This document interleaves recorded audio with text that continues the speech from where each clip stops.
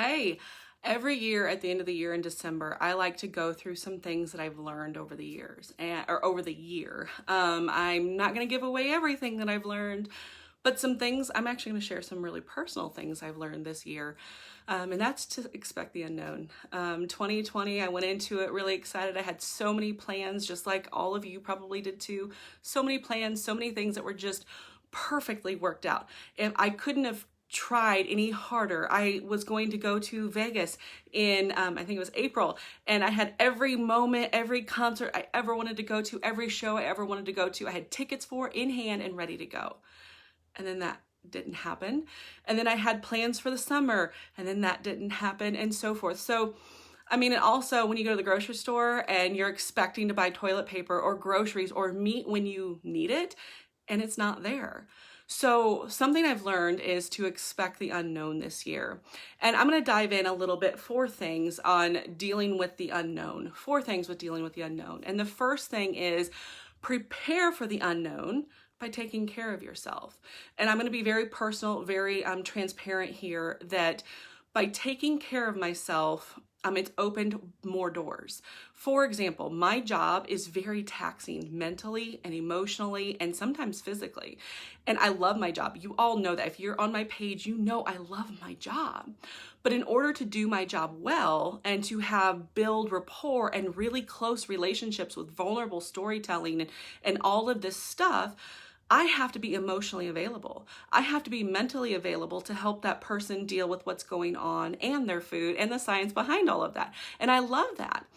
But if I am not taking time away and taking care of myself by shutting social media down for a little bit, by taking time to be in my Bible. Like I have a whole morning routine that I must do. It's a must. It's something I have to do that kind of just centers me. I get up, have some coffee, I go sit in my chair and I do my Bible study and have some time with that. And then my day can start, and that's fine. Something I wish I did better was not grabbing my phone the first thing I woke up. I need to really work on that. But preparing for the unknown by taking care of ourselves ensures that our body, our mind, all of our whole being will be prepared for the unknown. Does that make sense? The second thing that I learned was that I need to focus on the right things, right? I need to focus on the right things. My friend and client, she sent me a sermon that I need to listen to. And I loved it because the point was it was about talking about the pandemic and like what happens if things never go back to normal. And what the pastor used in that sermon was this idea of not putting my own expectations out there, but just hoping in the end game, like knowing what the end is going to look like. And if I'm secure in what the end is going to look like, I have nothing to worry about. I don't have to worry about what I'm going to get my next toilet paper or my meat or anything like that, no matter what happens next, okay? So focusing on the right things. And also what that's done for me, something I've done that's very hard for me is to say no. Just because I can do something and I'm good at something doesn't mean I have to or should be doing it.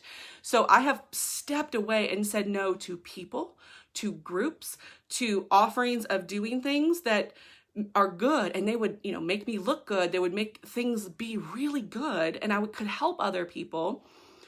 But it's not right now, okay, because my life is busy. I homeschool my kids. My husband's gone a lot. You all know that.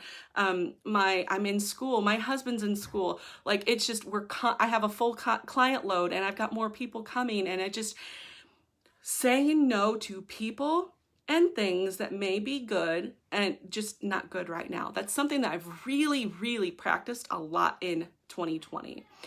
And then the third thing is having grace for myself. If you could just be inside my head and hear my inner critic. Everything I do, I am constantly nitpicking myself, and it happens subconsciously. I have to be aware of it to stop it, okay? So having grace for myself has changed things. I had surgery in July, a major surgery in July, and having grace for myself means, okay, Danielle, but you prepared your body well.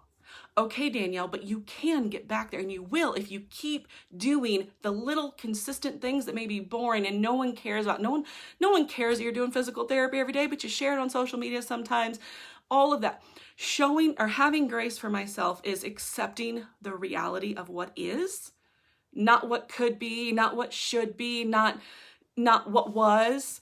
But having grace for myself is saying, okay, this is what I've got. I'm going to do the best with what I have right now. And then thinking about the others, I'm going to bring up the Postal Service right now because I'm so upset with the Postal Service. They're constantly raising prices. Tell me I'm wrong. They're constantly raising prices. I know that there was a cut to the funding, but that is political, and I'm not going to get into that. But what I'm going to say is the USPS is charging more, and I sent a package 2-day priority on December 7th to get 2.5 hours from my house to my parents' house. It is not there. December 7th, supposed to be there December 10th. It's not there. You know where it went? I'm in Southwest Ohio, and they're in Northeast Indiana. It went to Florida, and it's still there in Florida. Anyway, having grace for others. This is where it tests myself that, okay, Danielle, there are circumstances outside of what I can control.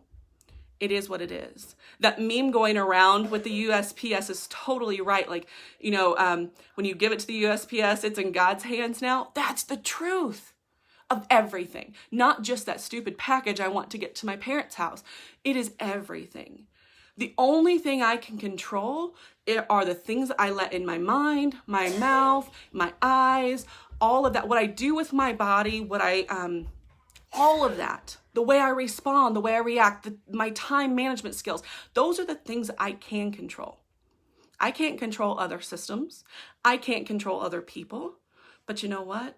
I can do the things by preparing myself well, focusing on the right things, having grace for myself and others in the unknown. Okay? I hope this encourages you and lets you know you're not alone. Everyone out here has got something going on. Everyone's got something else. I may have eyeliner on today, but things are still going on and we all got something. But there are things you can do in the unknown to prepare you well. I hope you have a good one.